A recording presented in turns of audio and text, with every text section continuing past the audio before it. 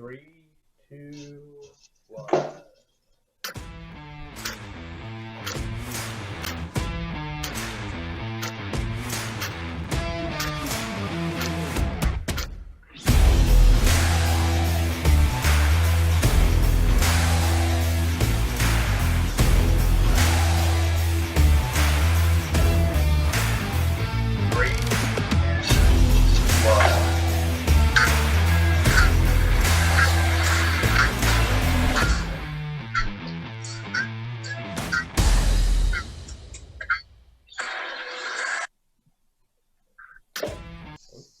Welcome. We are here tonight. Another show, Blue Collar Green Pockets. It's going to be a good show. We've got some divers with us tonight.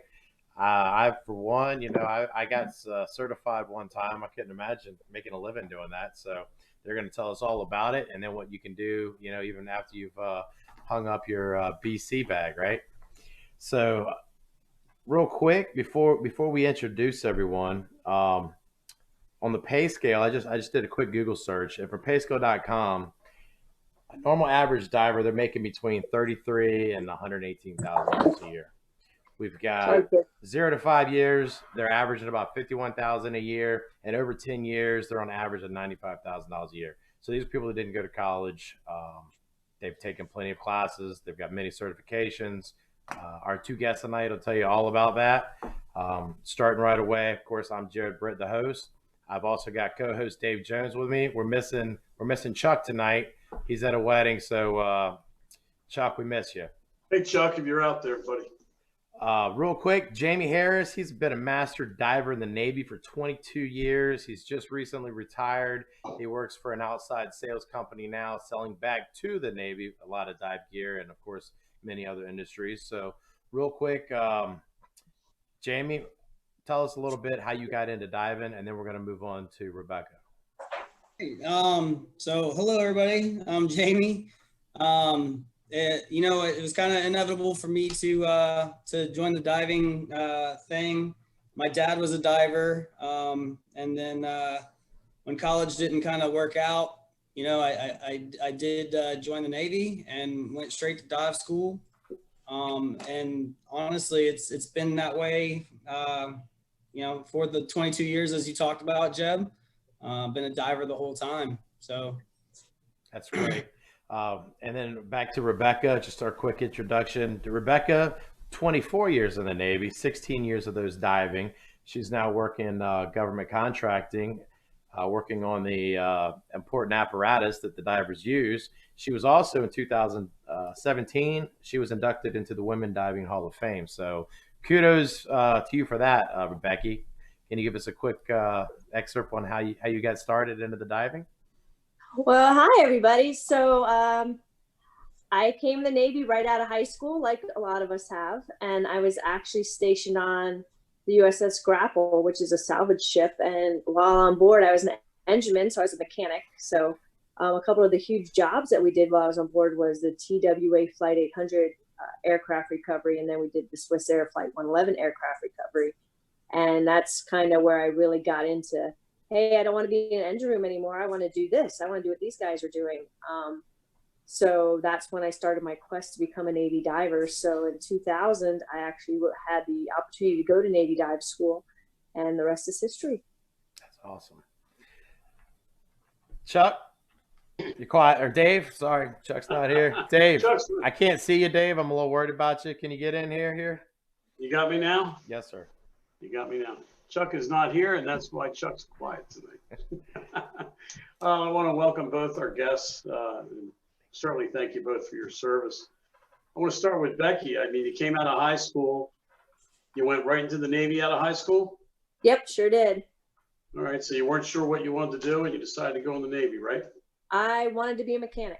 I wanted to work on cars, and I went to the recruiter and said, hey, I want to be a mechanic. They're like, we got the job for you. That's when I became an engineman. I bet they loved you. Welcome to the recruiting office saying that. That's very admirable, and it's refreshing to hear. You came out of there, and our purpose, I don't know if Jeb told you, our purpose of this podcast has been, in the months we've been doing it, is to just enlighten people on careers that you don't need a bachelor's degree for. And we do that for both people coming out of high school and second career people like yourselves. I mean, you guys just got out of the Navy. You're moving on to second careers. I mean, albeit you're going back doing civil service work maybe for the Navy, or you're doing sales to the Navy. But bottom line is, second career time, you're 40, 42 years old, whatever it is when you get out of the military. So that's one of our purposes here. So a lot of the questions we ask are detailed towards maybe the parents or the students that are coming out of high school and are looking for those careers. And that's why we've introduced those careers as an alternative to saying I have to go spend $200,000 and get a bachelor's degree right away.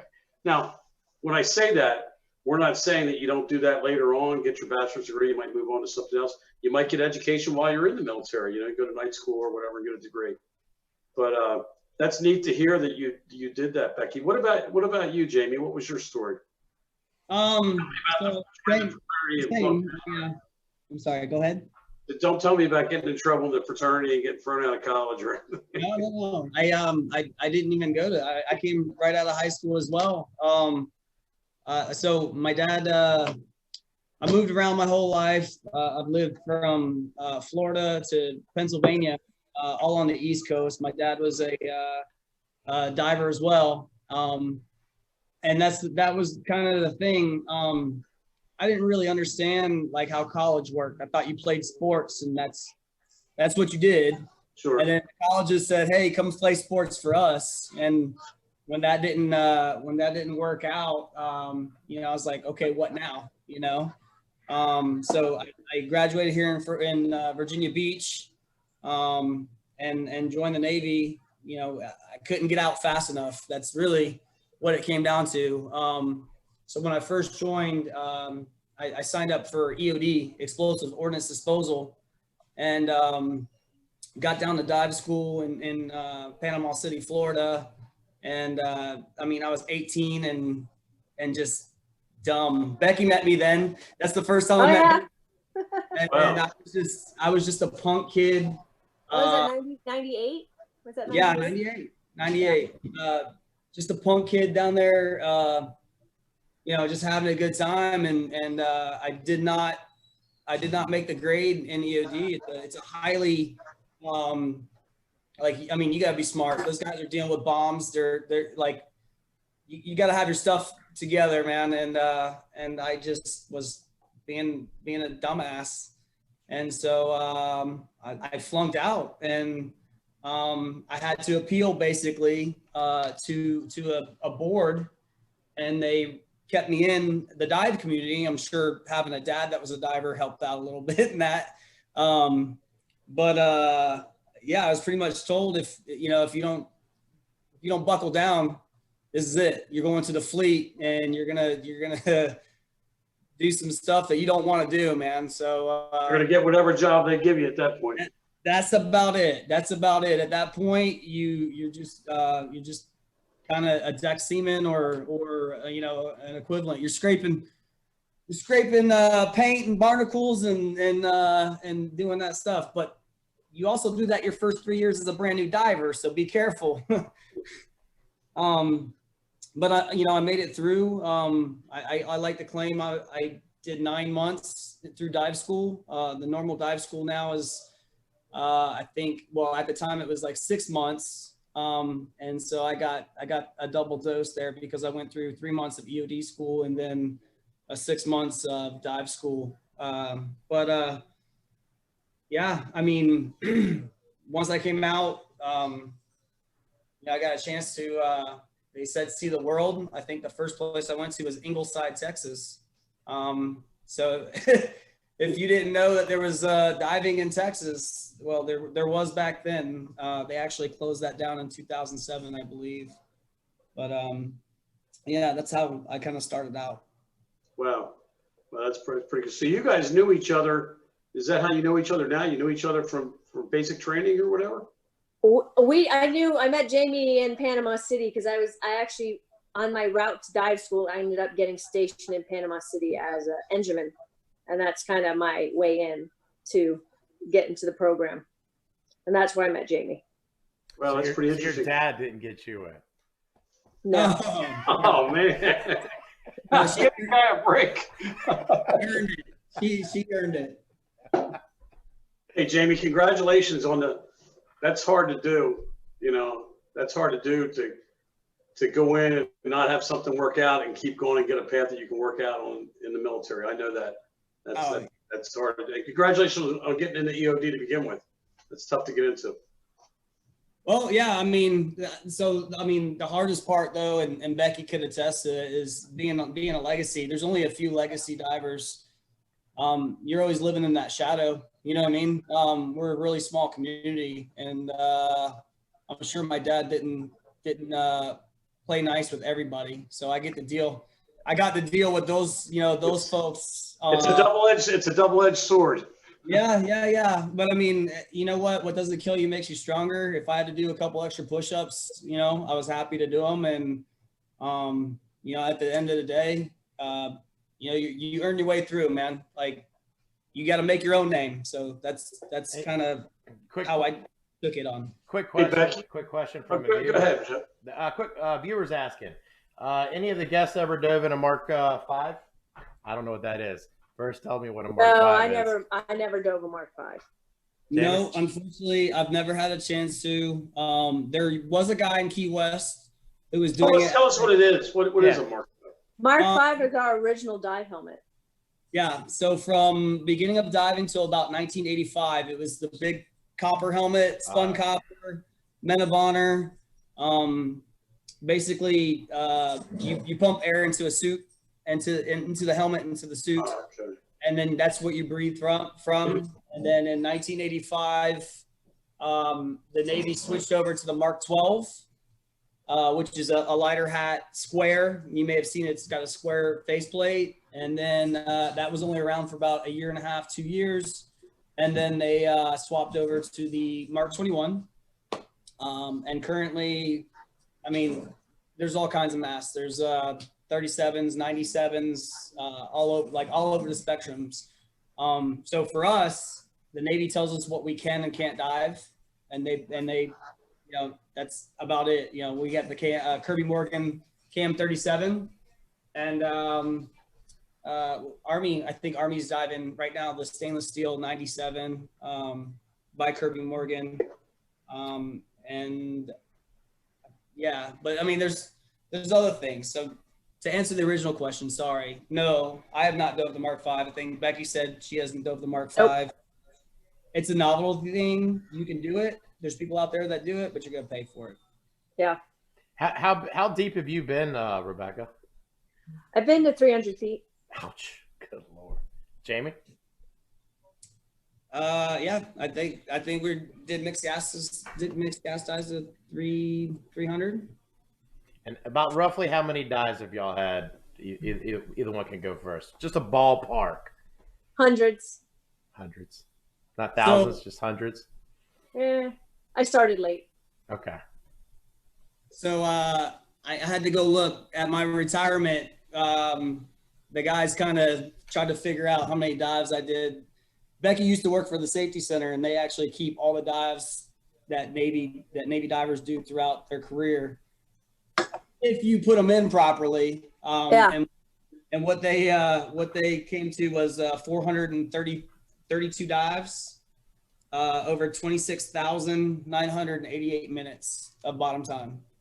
And what kind of stuff were you doing down there? Oh, all kinds of things. Yeah, well, go ahead, tell us.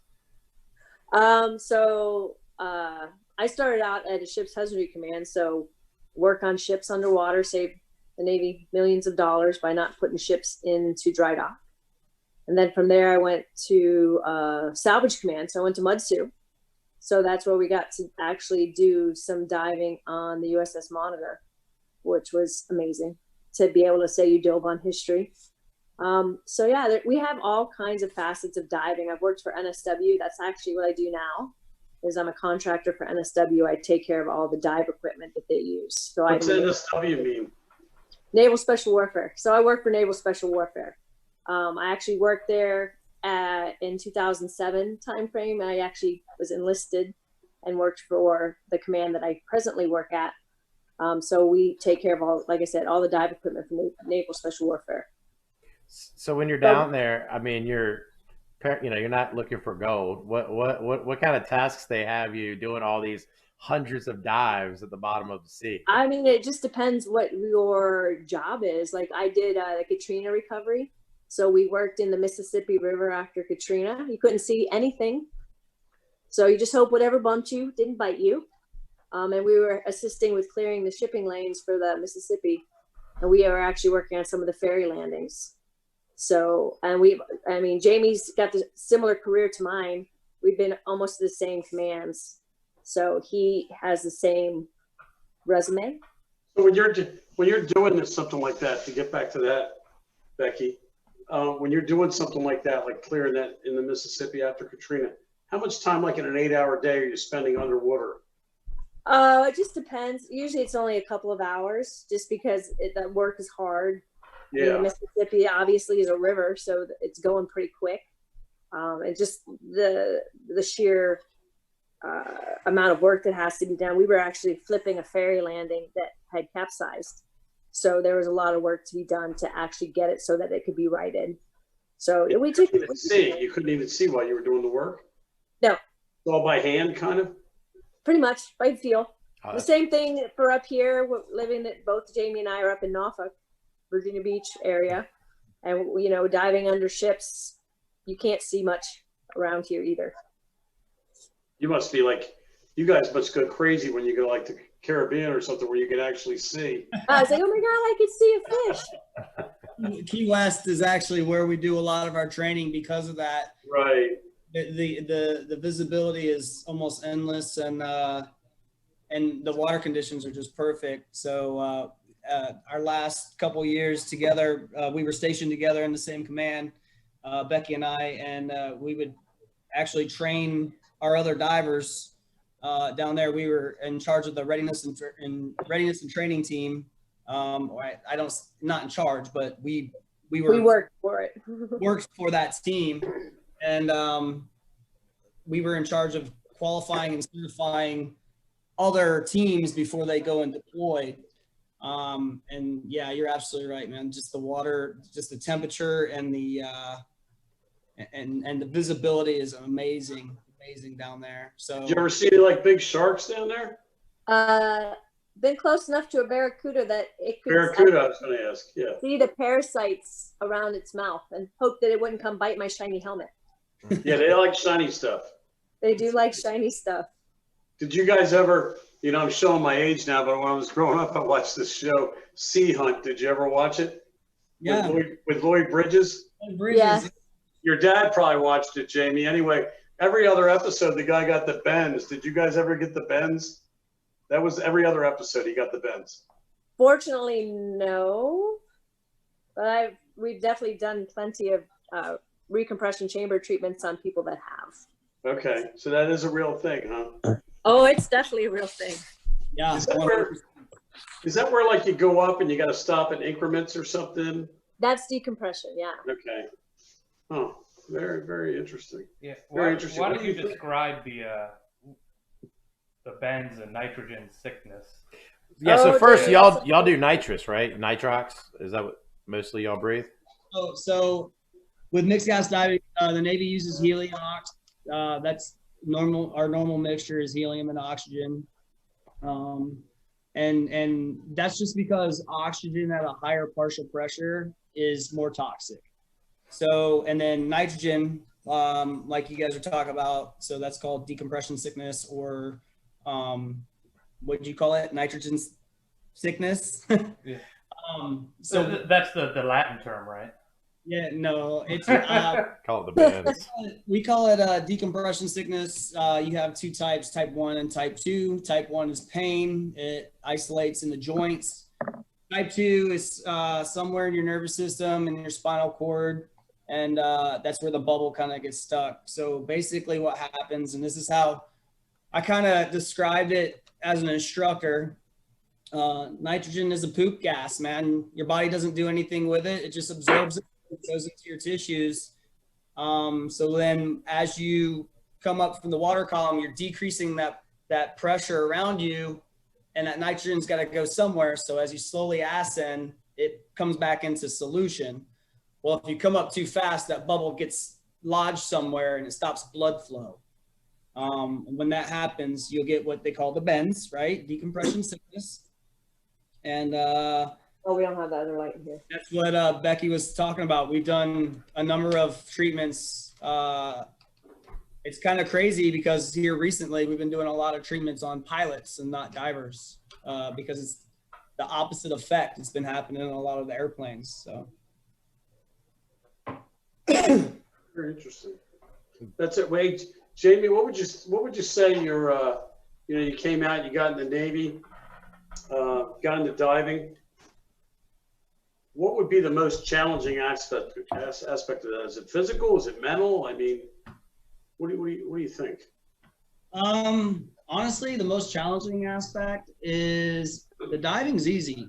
You know, I was talking to somebody the other day. They said, if you do something that you love, then you'll never have to work a day in your life. And I'll be honest, man, like it was just, as a career, it was cool. We got to do something that people do for a hobby and pay a lot of money to do. The hardest part for me would be trying to balance the military side with the diving side. And why I say that is because when Becky and I first went through dive school, they were looking for a certain type of personality. It was the on the cusp of getting in trouble. A lot of people that we came up in the Navy diving with probably went to jail once or twice, had a drinking problem, been divorced a couple of times, and you know, that was what they wanted. They wanted that person who was going to completely live on the edge and do those hard jobs. And so that didn't really jive with what the Navy wanted as far as the perfect sailor. You know, the clean cut, you know, uniform looks nice, haircut's always on point. You know, so it's difficult to try to balance that, living on the edge, not scared of anything, trying to be smarter than everybody. And the G.I. Joe sailor looks good in his uniform, nice haircut, you know, looks good on paper, you know what I mean? And that was for a long time. That was the double-edged sword there. But you still drank like a sailor. No, not at all. Yes. Well, you were EOD, so. What's that? Said you were EOD. That's part of the job requirement, right? No. So I never made it out of school. I just that's what I first signed up to do, and then I never made it to the second phase. So for those guys, dive phase is their first phase, and then they go to EOD school, which is where they learn about bombs and bullets, they say, right? And so I never made it past that section. Becky and I have worked with tons of EOD techs, and that's the cool thing about EOD. Navy EOD is the only EOD entity that dives. So you got Air Force EOD, you got Army EOD, they're all land-based. And the Navy EOD that's the only entity that is has the diving aspect as well. So what kind of tasks were you doing on those 432 dives? So some cool things. Becky kind of touched on it. She did Katrina. So there's a thing called DISCA response. And it's basically when there's a natural disaster, that area can call in the military to help out. And so for her, like in her time frame, she got to do Katrina. I was lucky enough to do Hurricane Sandy and up in New York City. That for me was probably one of the most rewarding things I've done. When I was younger, I lived in Charleston, South Carolina through Hurricane Hugo, and I was just a kid. So I saw the devastation, I saw how bad it was. And then, obviously as you get older, in 2012, when Hurricane Sandy hit the East Coast and destroyed New York, we got on, like, I went to work that morning. It was actually Halloween. I went to work that morning and then woke up the next day in New York. We did not know that we were going up there, and we got on a boat and sailed all through the night. And then we were in New York the next day. I actually called my wife on the way and was like, "Hey, I'm not coming home tonight." And she sent me a picture of my daughters in their Halloween costumes. So that you know, that was kind of a real interpretation as to like the crappy part of what we do. But we didn't even dive, and that's the thing. We went up there and we pumped water for almost a week and a half out of Breezy Point. So we operated the salvage pumps, and we pumped water completely out of New York City back into the ocean, the Hudson. I mean, I think, what was it, back over 800 million gallons, I think they said that we pumped out and back into the ocean. So that part was awesome. I mean, but that's only a smidgen. Probably one of my most rewarding jobs was we picked up pilot and crew. An airplane had gone down in 1942, I believe, up in Canada, and I was the first person on board that plane in 75 years. We cut a hole in the side, and we went inside and brought home the remains of five pilots that diminished, you know, that went down in the 40s. And I mean, it was crazy. Like, one of the guys, we recovered a wallet, and inside the leather of the wallet was a picture of him and his two kids. Wow. Burned into the leather.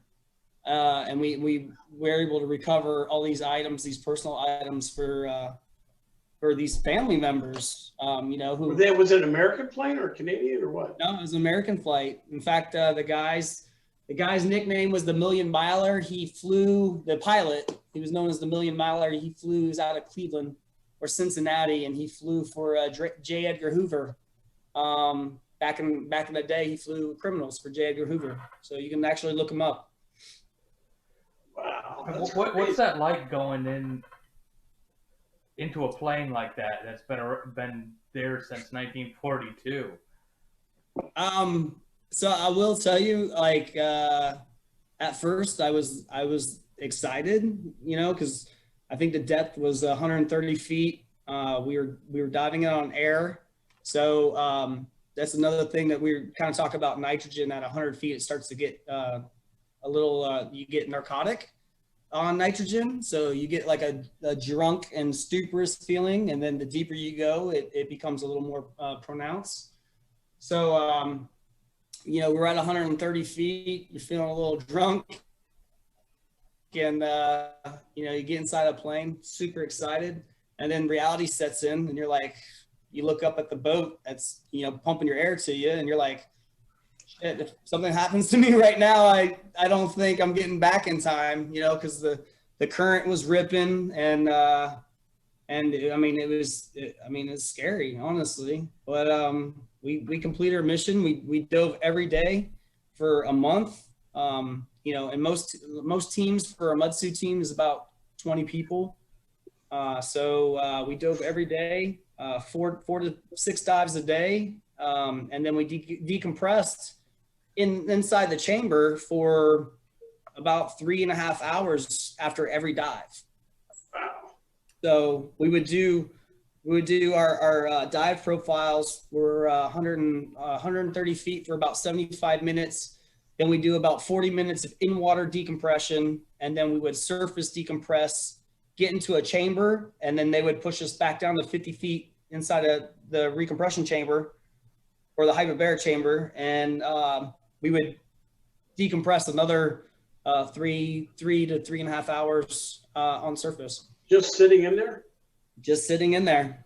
That's it. How many people fit in there? What's that? How many people would be in like the chamber? So just the 2 divers and an inside tender. So 3 total. But we did 2 treatments during that time on that job as well. So and what I mean by treatments, so we did all that. The divers came up, they went in the chamber, they went down, they came up slowly, decompressed. And then when they came out, they experienced symptoms of decompression sickness. So we had to put them back in the chamber. And what's the 6, Becky? 6.5 hours?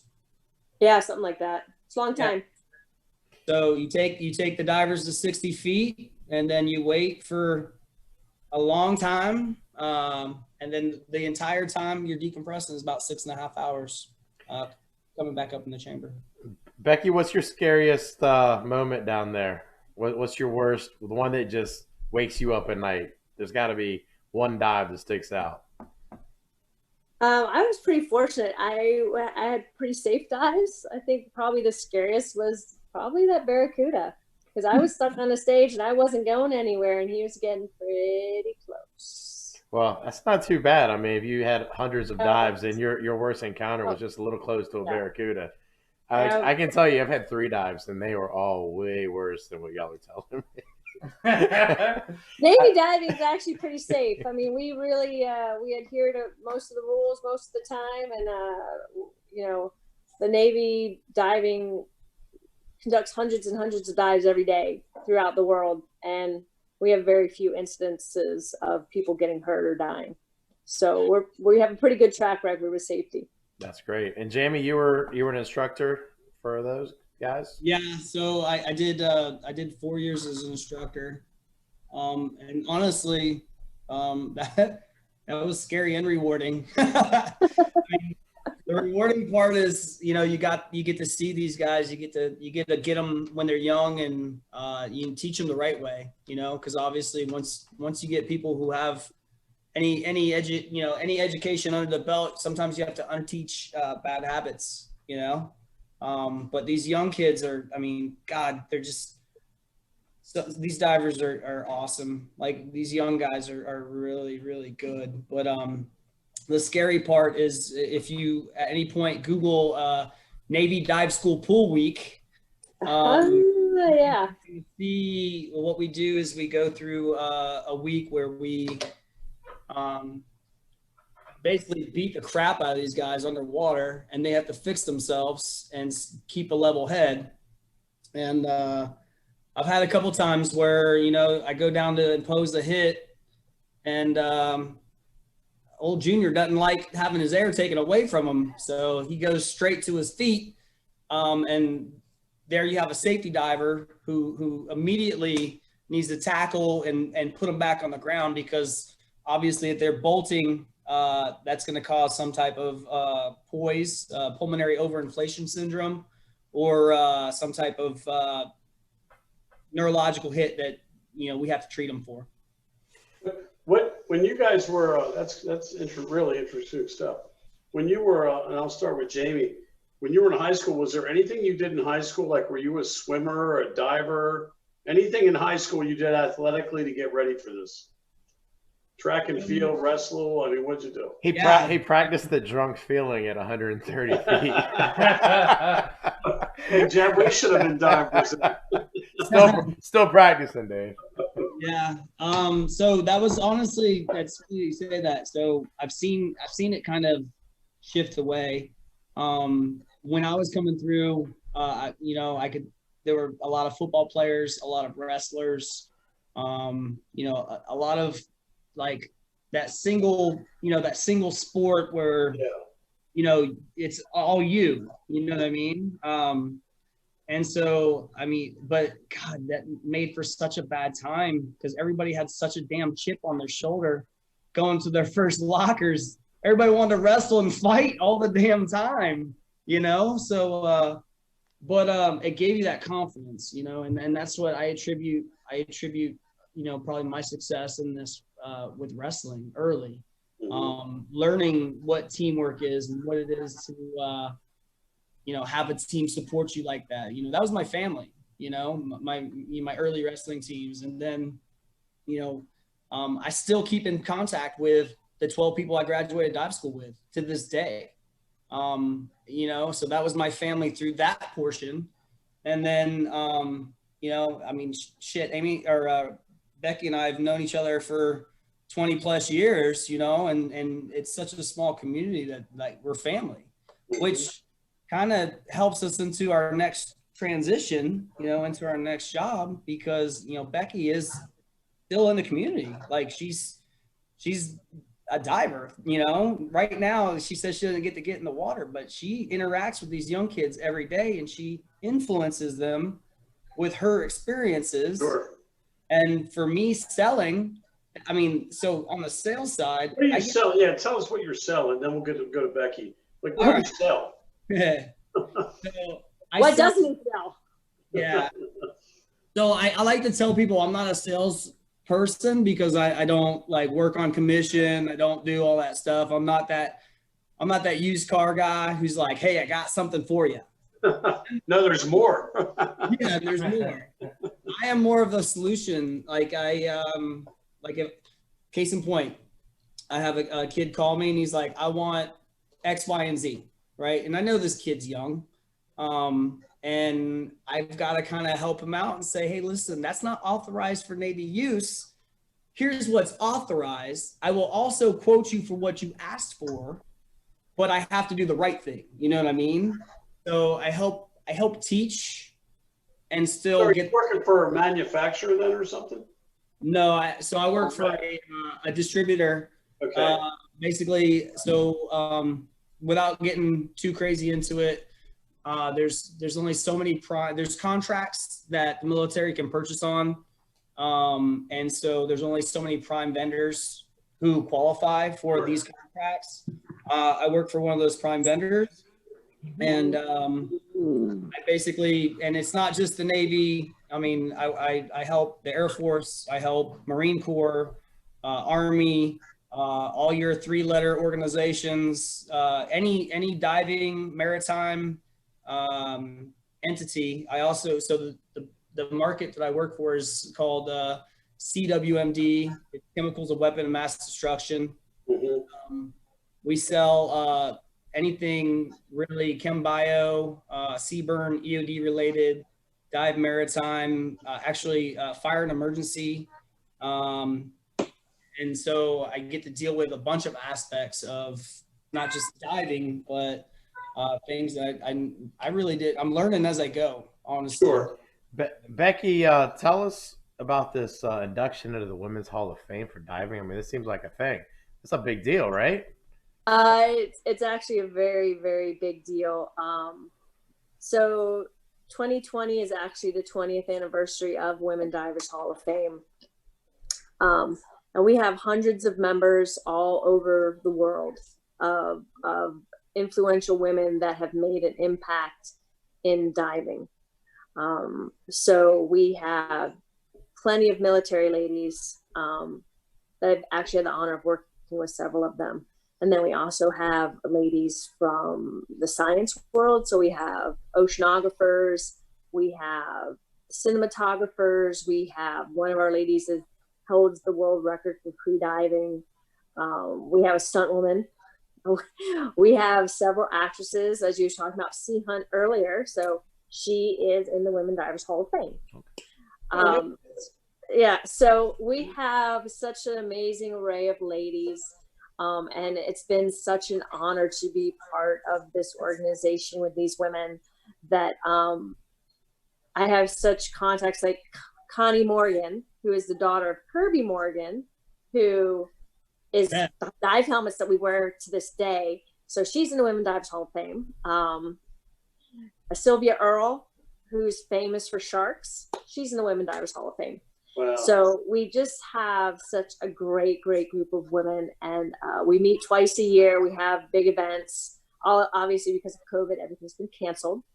But we meet twice a year when all the ladies get together, and we're a not-for-profit organization, so we actually give out scholarships, over $100,000 in scholarships. The thing you had in common, you were all under the water, but you're all doing different things. Correct. Yeah. That's we did trucking a couple weeks ago, and one of the guests we had on trucking, she was the Lady Trucker of the Year in 2019, and she has 42 years trucking. Oh wow. This lady is doing these benefits for charity, just very similar to what you're saying. And she was talking about the sisterhood in that industry of all the women and they could be driving trucks for different reasons and driving trucks with different things. Oh, They're all absolutely. driving, and yours is cool. It sounds like you had the water in common. So so the funny thing is we don't just have water in common. So one of our ladies is an astronaut. So Oh, she's been to space, but she also recently went to the deepest point on the planet. So she went. Where is that? Where is that? The Challenger Deep, I believe, is where she went. So she's been the highest and the lowest. That's Is that great. the Mariana that's- Trench? There is- I think it was Challenger Deep. So I would have to go back and look it up. But if you just Google woman deepest on Earth, you'll find her. Pretty amazing that we have these women in our. So But we always talk about, and I'll say it because Chuck usually brings it up, but he's partying with his daughter tonight. Because what is somebody getting married? Gary, is that what's Yeah, going on? his new wife's daughter is getting His married. stepdaughter. Why don't you No, just say his- your stepsister? My stepsister. You're so It's complicated. weird to How say, about my it's all new to me. stepsister? I've Hey, never there's had a a reason- sister before. There's a reason he's only a hand. There's Yeah. a reason he's only a hand and Yeah. not a whole body. But anyway, It's because I talk like this is why nobody wants to see me on camera. like, first of all, full disclosure on Becky, we're not immediate. We may be distant related, but not immediately related, even though we have the same last name. But Becky, we always talk about passion, as our key word. Everybody we get on here every week, we've had some of the best guests on this podcast. We've had so many great guests and so many great comments about it. Would you classify yourself as somebody that has a passion for diving? honestly, I think I do. I don't know if Jamie told you, there are very, very few women divers in the Navy. No, he did not tell us. Probably less than 10 ladies. That's and horrible. the What, ladies really? that are That's terrible. out of 2,000 men. So it's a very tough job to have in the Navy. I know all the girls, ladies that are active duty. For a very long time, I was the senior female in the Navy for Navy diving. I was the first NDC in the Navy until I retired. And just last year, we made our second NDC. And it was 10 years after I made chief that she made chief. So if that tells you anything on the spread that we have with these ladies, there's just so few of us that any accomplishment that any of us make is pretty significant. So it was a tough road. Hey, was that Win? Yes. All right. Yeah. She's Yeah, one of Melissa Wynn, one yeah. of my students. Yeah, so she made chief. So Jamie can tell you, he's known me my entire career as a diver, and he knows how hard it can be for the ladies. But we all have really thick skins, and if we didn't have a passion for diving, we wouldn't do it. Is that just because the instructors are gropers, Jamie? You know what? So Melissa Wynn is actually an instructor now. So she's actually teaching the next generation of Navy divers. So, and she's pretty awesome. Would you see many women applying to become divers? Is it a lack of application or? Honestly, it took me so long. I was in the Navy for 8 years before I became a Navy diver, and it was because I didn't know we could do it. Not I to had no idea that ladies could do it. I thought it was only for men, just like the skills were only for men. So once I found out that we could do it, that's what I want. I set my mind to it. That's what I'm going to do. I want to be a female diver. Well, did you have high school prep? Were you a swimmer? in high No, school? no. So that's the thing is I have a completely different aspect than Jamie did. I didn't like to work out. I didn't do anything in high school except go to high school. I was totally like the antisocial. I don't want to have anything to do with anyone. So I actually didn't start preparing for Navy dive school until I said I wanted to go to Navy dive school. So I had to train very hard to get in shape and to get ready to go to dive school. Fortunately, I'm naturally athletic, so it wasn't a horrible experience to get ready, but it definitely takes a lot of work. And the standards are the same for the women as it is for the men. There's no difference. We have to do exactly the same thing. Nothing is easier for us. So it's definitely a challenge. And honestly, there's not a lot of women, I think, that have the heart to do it, because it is so demanding. And it's not just physically demanding. it's mentally and emotionally demanding to put your heart into this job when you realize how hard You might find a really huge amount of women with you saying that applying for it tomorrow. Challenge accepted, hopefully, right? We will gladly take that. You know what? I We have a lot more- appreciate your freshness. I appreciate that what you said. Thank A you. lot of people wouldn't say that. Not that I agree with it, but I appreciate it. Can you describe, I mean, I've dove probably 50 times, nothing as a job, but just for fun. And there is something incredibly unique and absolutely amazing about diving in general that is unlike anything else in the world. Can you describe that, and I guess how that plays into what makes the job so cool? Or at least that's my interpretation. Like, I think that'd be super cool to be my job, to be in diving, to be a diver. I can answer that. So it's like being in another world, on another planet. You are weightless. You are surrounded by water, and the freedom of movement. You're not held by gravity anymore. So you just have the ability to move and just flow with the water, and it's not noisy usually. Sometimes it is, but you're just at one with nature. It's just an amazing job. Even if you can't see anything, it's just feeling the water all around you. It's just, to me, I think it's awesome. I still enjoy diving to this day and do it every chance I get. Do a lot of wreck hunting, wreck diving and such in the Caribbean and whatnot. I do. I was actually just in St. Croix with another lady diver from the Women Divers Hall of Fame. She owns a dive shop in St. Croix. So my husband and I went down there in last November, and had one of the most amazing dive trips. It was a real great time. Have either of you ever found any treasures? Like, have you found any treasures or anything? Like You have to gold? define treasure. Well, I mean, yeah, I'm talking about like gold and monetary stuff. I mean, have you found like artifacts that were really cool? I mean, besides like bodies and stuff. I'm talking about. Airplane parts. Yeah. I rather look than touch. That's the rule. Look, don't touch. That's not how me and Jamie met, but go ahead, Jamie, tell us. Was it you or He has a handsy issue. he's got happy hands? He's got happy hands. Honestly, so the best find is a tool that you drop. And the reason why I say It's not to let go. it's a treasure, man, because you go down there and the trick is, obviously, so one of our jobs is what we call underwater ship telemetry. Becky touched on it. We repair ships in the water. So, I mean, if you're talking about an aircraft carrier propeller, that's probably, what would you say, 40, 50 tons? Oh, yeah. So that's like, we're pulling that off the ship, we're yard and staying it, and we're picking it up, putting it on the shore, and then putting the new one in. All right. So, I mean, there's two divers in the water manipulating these items.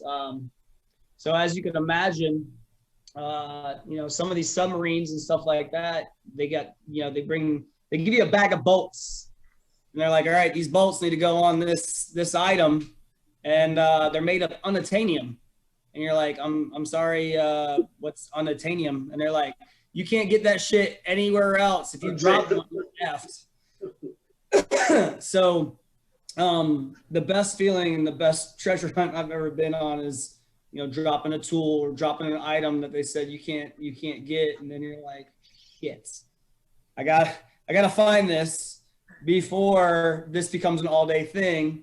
And then next thing you know, you're down the bottom because everything's mud. It's like silt. Nothing's like nice sand. It's not like on Baywatch when they go to jump in. It's a beautiful little bottom and everything's good. I mean, it's all muddy and silty. And so what you're trying to do is wait for the silt to settle so that you can kind of put your hand in holes to pick up the bolt or the wrench or the screwdriver that you dropped. So yeah, that's probably the best treasure out there. Wow. That sounds like a lot That's a little stressful there. Yeah, I mean, and that's the other thing, and I think that's the thing I used to take for granted when I was younger is we are repairing these ships. These ships are getting underway, and these ships are fighting wars. And so when you're asked to do it, like to do a job, you need to do it to the best of your ability, whether it's making sure you put locking wire through a bolt so that it doesn't back out, or drilling a hole in the right place to make sure that you can, secure something to make it, safe. So in addition to just the diving, you're operating the tools underwater and things like that to do the repair. Yeah, we're underwater mechanics. Okay. So that Becky, some of your stuff crossed over if you were an engine room person or something like Right. that. So it really does. It is helpful if you have a little bit of mechanical ability. That really excels as a Navy diver. Is it always operate stuff underwater? Is it always pairs? I keep hearing you talk about two. Is there always two divers? Not always. It really depends on the situation, on what kind of diving we do. If it's ship's husbandry, like Jamie was talking about, where we're working on a ship underwater, normally it could be two. Like I said, it really just depends on what we're doing. So you got about 5 minutes left. If somebody wants to get into this, is interested, never dove before, they're a kid in freshman, sophomore in high school or something, what are some words of advice that you could give them to what they need to work on, what they need to, habits they need to start trying to develop to get into this field, and also why should they want to get into this field? There you go. Go ahead, Jamie. So my advice is be smart, research. All right, everything's out on the internet. Learn what the physical standards are, and see what you got to do. It's a 500-meter swim with 2 minutes of push-ups, 2 minutes of sit-ups, 6 pull-ups, and then a 1.5 mile run. All of it's there, but it's all continuous. So learn what the PT standards are. The cool thing is the Navy's done. They've got what they call special warfare recruiters who will help get you physically ready. That can't help you get intellectually ready. So you have to be ready to learn new physics, new medicine, and just, the learning is going to come. And the more you know about the medicine side and the physics side and how physics, reacts on your body, the better you'll be. And then like Becky said, you gotta have heart. Honestly, that's what it comes down to. So I see a lot of kids that come in and they think things are owed to them for some reason, and nothing is owed to you. So if you come in with the right mindset, I'm pretty sure you're going to do all right. Becky? So I would recommend if someone just wants to learn how to be a diver, not necessarily become Navy divers like Jamie and myself, go to your local dive shop and just see what it's about. Diving isn't cut out for everyone. Not everyone handles not having unlimited air supply as well as everyone. Some people are claustrophobic. That's definitely something you might want to know before you really decide to take on a job like being a diver. If you're interested in becoming a Navy diver, a Coast Guard diver, an Army diver, we all have divers. Go online, do the research at all the websites for the different branches, and just see what it's all about. Ask questions. There's plenty of videos out there on being Navy divers. I have one on Navy.com. I did it many years ago. Don't laugh at it. But it's definitely a rewarding job. And, I recommend everyone to, if they're interested in becoming a diver, definitely take a look at it, because it's a great career. Well, I want to say a few things, and I'll throw this thing back to Jeb as we close it up. First of all, I want to thank you both for your service, and the people that are listening out there. Think about the military, not only to be a diver, but there's so many different jobs in the military, especially type jobs you can get into. These guys are, both of them, are perfect examples of people that went through the military, learned something, and now they're putting it to use again as their second career. They're continuing on with it, albeit it might not be exactly what they did in the military. It's connected with it. So I would say if you're out there listening, if you're a parent out there listening, the military is a really viable option. And again, there's so many different, don't just think the Navy isn't full of divers. Okay. There's Navy guys, there's Navy guys doing refrigeration. There's guys working on the catapult. There's guys doing engineering. There's all sorts of different stuff. So that's one thing. And I want to just personally thank both of you for coming on. You've been outstanding additions to the podcast and guests, and I appreciate your candidness and appreciate your service, and thanks for all you've done. Thank you for having me. Thank you. Awesome. I'll pick up from there.